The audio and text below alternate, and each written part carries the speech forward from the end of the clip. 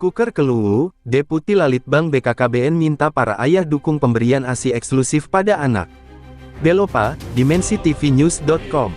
Deputi Pelatihan, Penelitian dan Pengembangan, Litbang Badan Kependudukan dan Keluarga Berencana Nasional, BKKBN RI, Profesor Muhammad Rizal Martua Damanik, dalam kunjungan kerjanya di Kabupaten Luwu meminta agar para ayah mendukung pemberian ASI eksklusif pada anak. Hal ini disampaikan Prof. Rizal saat memberikan edukasi percepatan penurunan stunting, PPS kepada para penyuluh KB, tim pendamping keluarga, TPK serta pengurus tim penggerak PKK tingkat kecamatan dan desa di Aula Kantor Baplitbangda, Kamis tanggal 8 Desember tahun 2022. Prof. Rizal menyampaikan jika stunting merupakan kondisi gagal tumbuh dan kembang pada anak akibat kekurangan gizi kronis yakni dalam jangka panjang di periode 1000 hari pertama kehidupan, HPK, menyebabkan tinggi badannya lebih pendek daripada anak seusianya.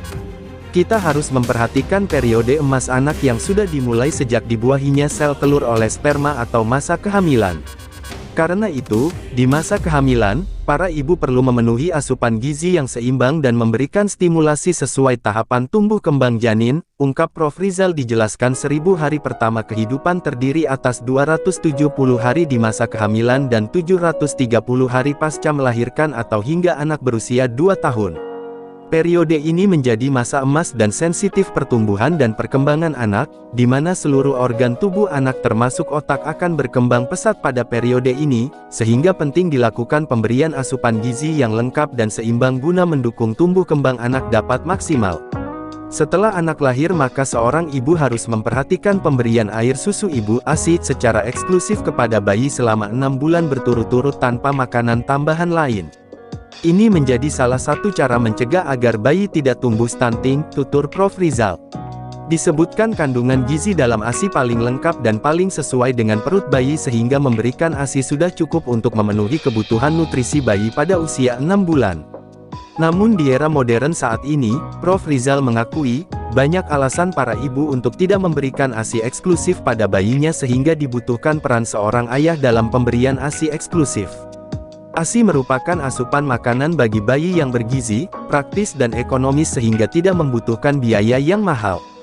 Saat ini para ibu memiliki banyak alasan untuk tidak memberikan ASI kepada bayinya sehingga perlu dukungan dari seorang ayah, salah satunya dengan mendukung ibu menyusui anak, ajak Prof. Rizal. Ditambahkan, masa 1000 HPK sangat penting bagi tumbuh kembang buah hati, dalam jangka panjang masa ini sangat menentukan kemampuan kognitif anak. Tidak optimalnya perkembangan otak di masa akan berdampak pada kemampuan belajar dan berkonsentrasi saat sekolah kelak sehingga berdampak pada masa depan anak.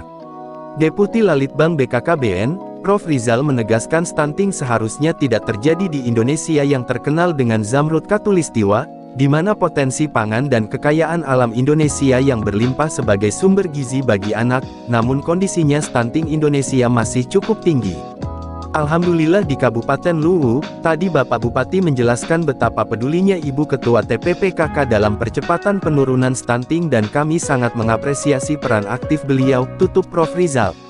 Di sela-sela kunjungan itu, Kepala Perwakilan BKKBN Provinsi Sulawesi Selatan, Dr. Randa Haja Andi Rita Mariani, mengatakan angka stunting di Kabupaten Luwu termasuk terendah ke-6 di Sulawesi Selatan yaitu 22,8% berdasarkan data SSGI tahun 2021, angka prevalensi stunting Sulawesi Selatan masih di angka 27,4% di atas nasional 24,4% dan Bapak Presiden telah menargetkan angka stunting diturunkan menjadi 14% di tahun 2024, ungkap Andi Rita. Dalam kesempatan itu, Ketua Tim Penggerak PKK Kabupaten Luwu, Hayarna Hakim, menyebutkan kunjungan Deputi Litbang BKKBN ke Kabupaten Luwu menjadi sebuah kebanggaan bagi masyarakat Luwu. Kunjungan Bapak Deputi ke Luwu merupakan suatu kebanggaan bagi kami. Kami informasikan bahwa dalam menurunkan angka stunting, sinergitas dengan mitra kerja telah dibangun dengan sangat baik. Target kami bukan hanya sekedar menurunkan angka stunting tetapi akan menghapus atau zero, ungkap Hayarna. Lebih lanjut dikatakan, pemerintah Kabupaten Luwu beserta TPPKK bersinergi menurunkan angka stunting dengan menjalankan langkah-langkah strategis dengan memperkuat peran kelompok dasawisma yang ada di desa, sehingga melalui data dari dasawisma tersebut akan memudahkan pemetaan di mana dan keluarga siapa saja yang memiliki berpotensi atau berisiko stunting. Data yang diperoleh dari kelompok dasawisma kemudian kita koordinasikan dengan bidan desa dan posyandu setempat untuk segera melakukan penanganan kepada sasaran.